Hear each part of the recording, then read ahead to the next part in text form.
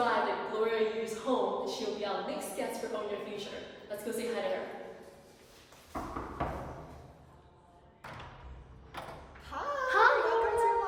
Thank you. Of course. For having us. Of course. So this is the home that I grew up in.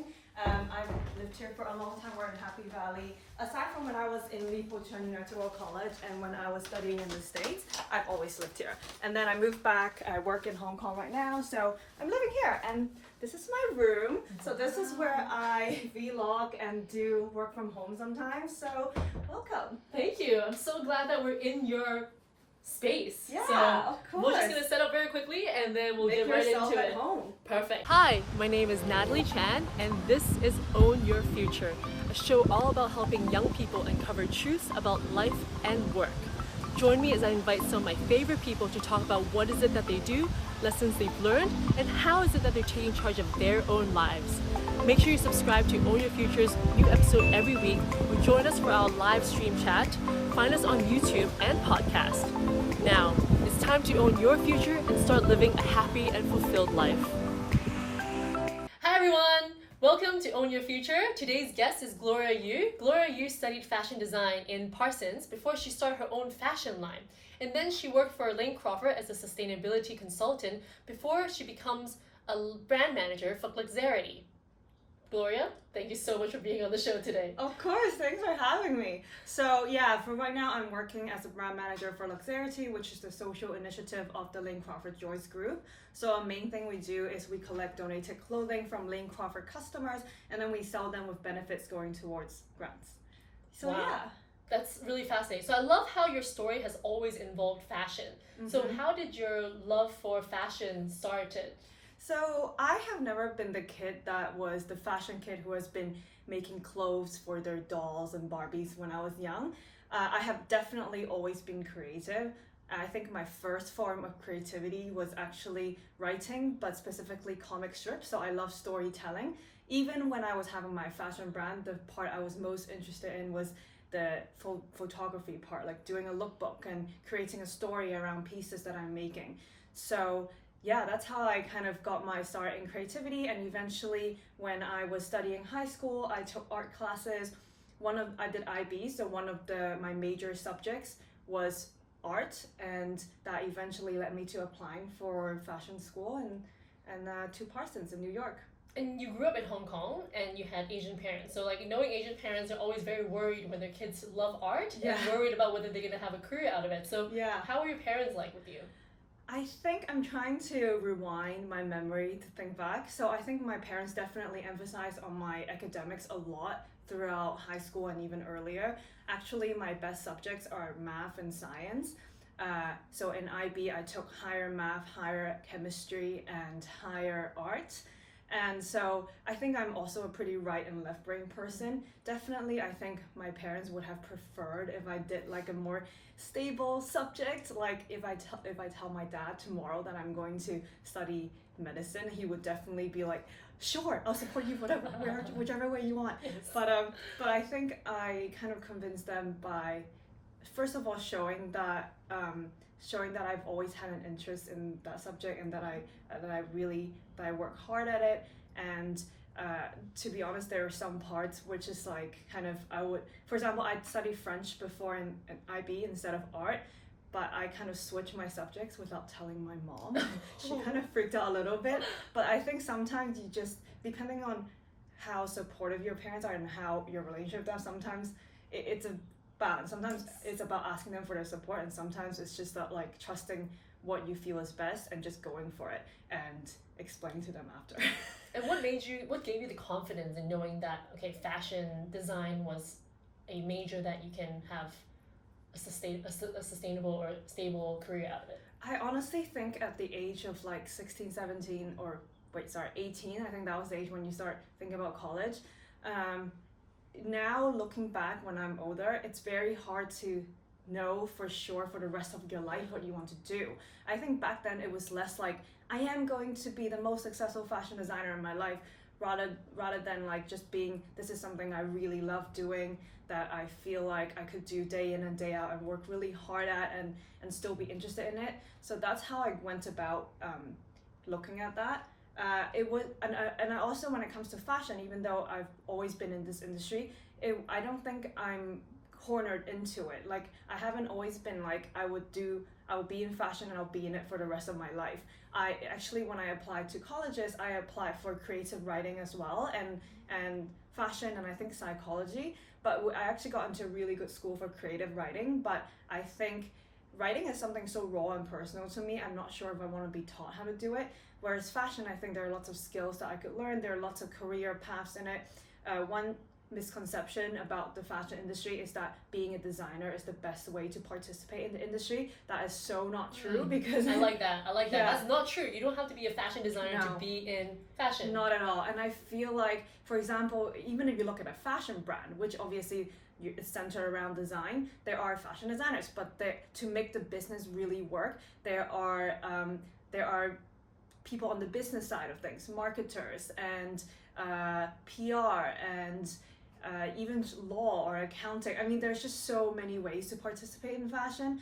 And I think before deciding to do fashion design, or really any subject, the best way sometimes is to, what I wish I did was I talked to more mentors or people who have been in the industry and worked in those jobs that I wanted to work in, and talk to them and learn more about actually what their day-to-day is.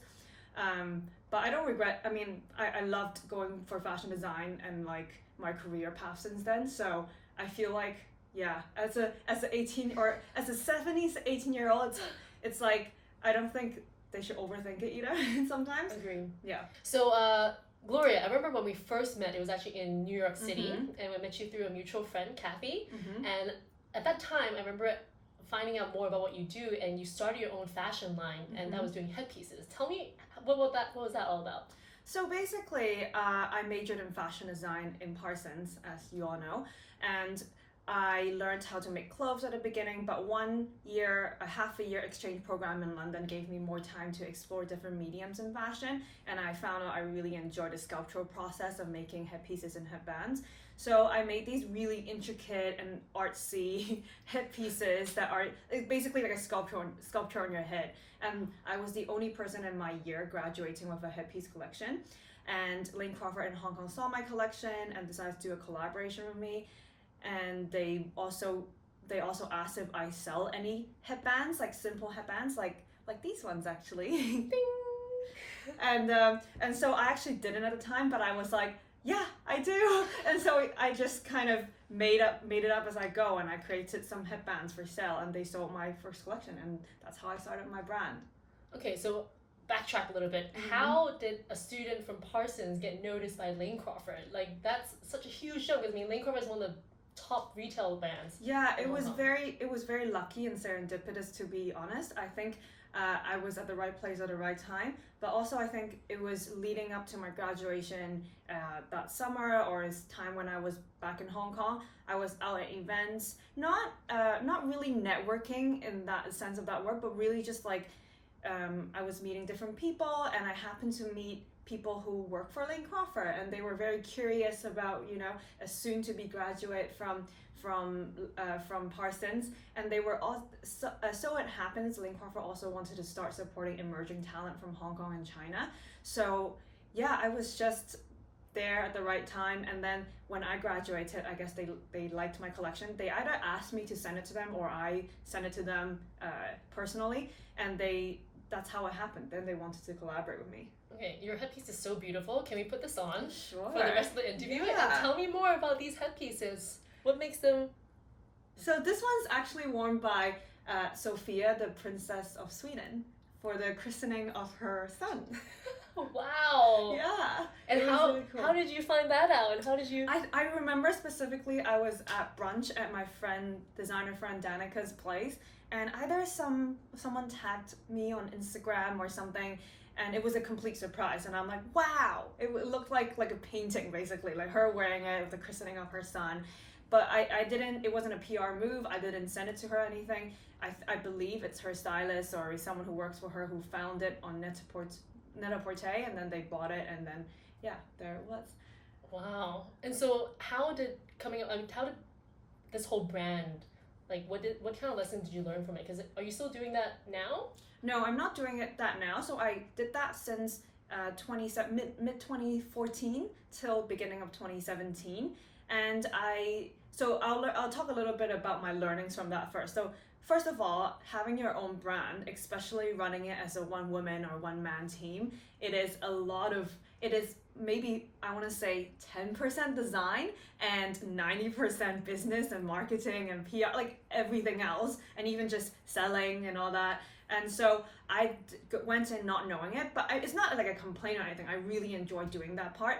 But I think that is something definitely someone who wants to start their own business or their own brand should know. And one thing I wish I did more when I was still in school is to take a business class or even just an entrepreneurship class or crash course or something. So I even know simple things like taxes and like different business entities and accounting and all that stuff. I remember I was at my first bank meeting and the guy's like, "What's your profit margin?" And I was like, hold a second, let me check my sheet. And I had to go to my computer and Google what a profit margin is.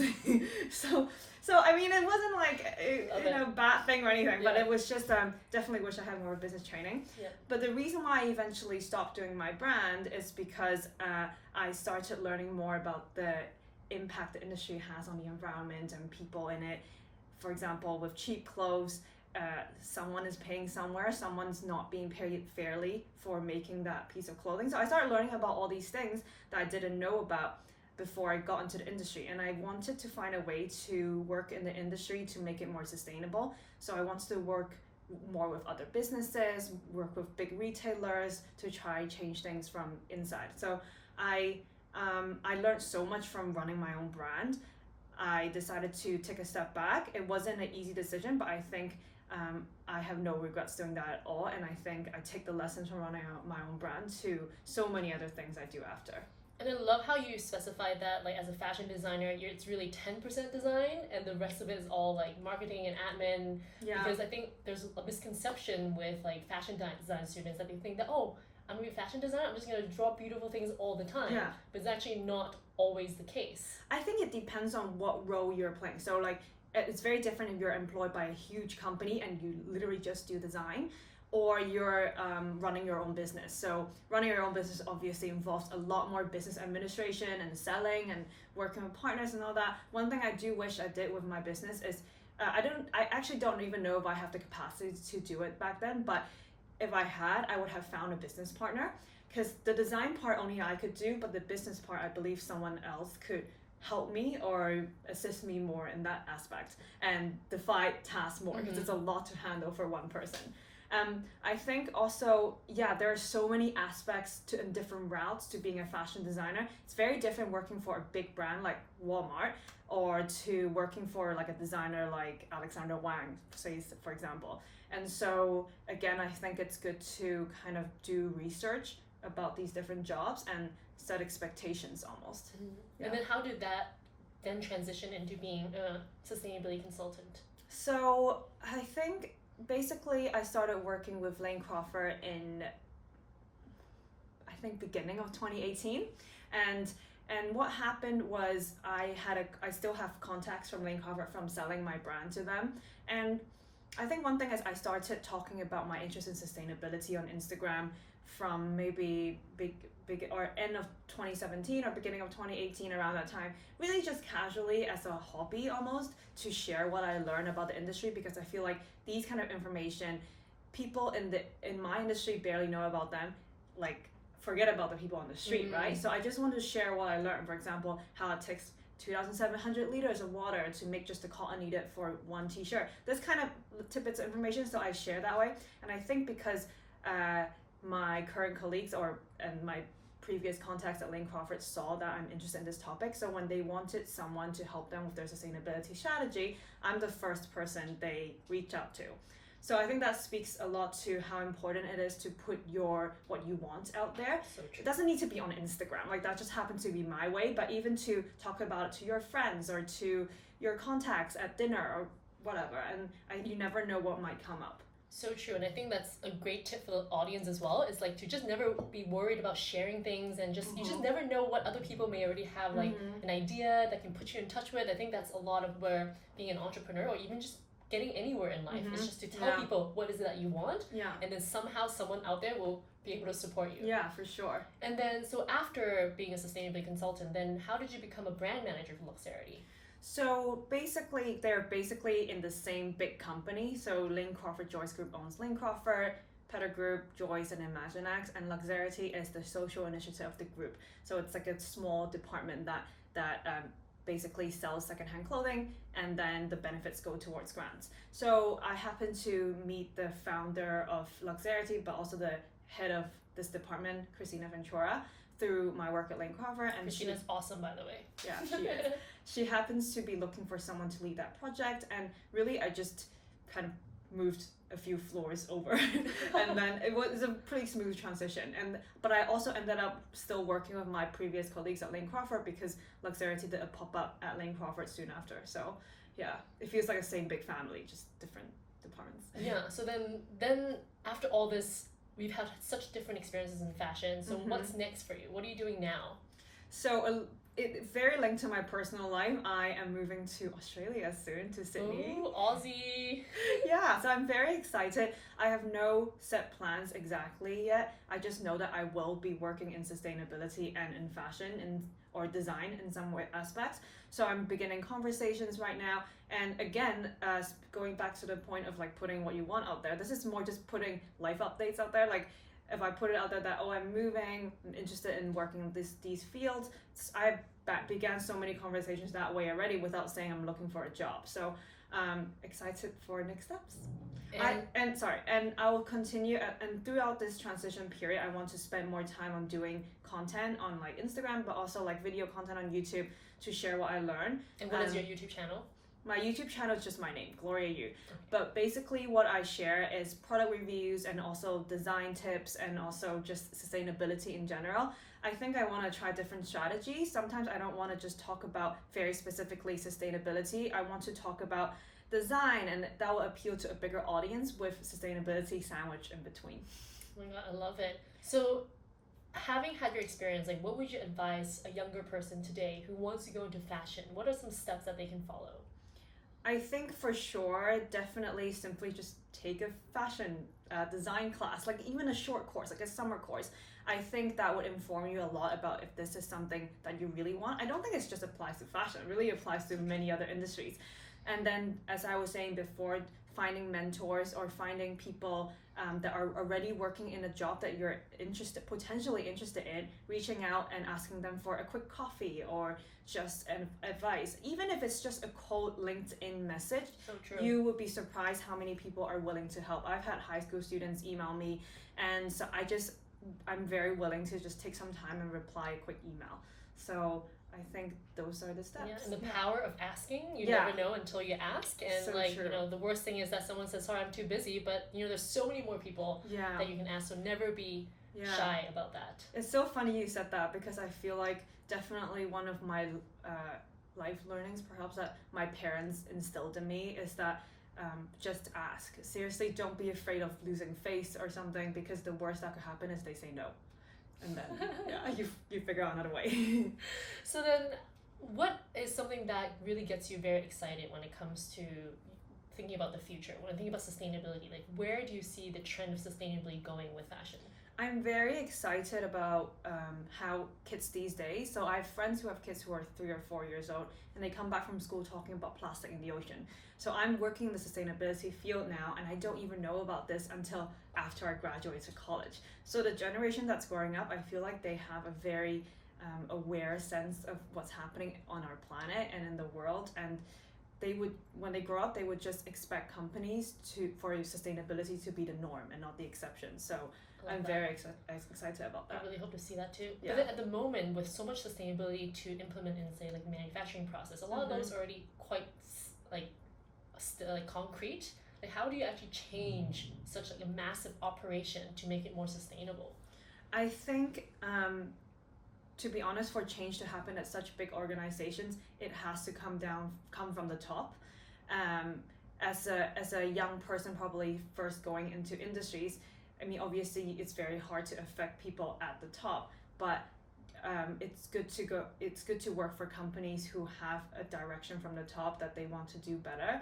and work with those companies. And even for companies who don't have a agenda yet, first of all, people change within organizations. If that organization is smart, you never know. Like in a few years, top level management might change and they have a keener sense of sustainability. So always, as someone young going into a new industry or to a new job, just keep yourself aware of what's happening and what you could do, and influence, even if you can't influence your top leaders, influence people around you, and you never know how that might change things. And I know that like SDG goals are something that a lot of schools are focusing on now, but then when I talk to some young students, they're saying that it just seems like it's like a topic, but it doesn't really get implemented in school that well. Like what are some advice that you can add to young people to start changing their habits or routines to start living a more sustainable life? I think it would be probably the same advice I would give to anyone who wants to change their lifestyle to be more sustainable.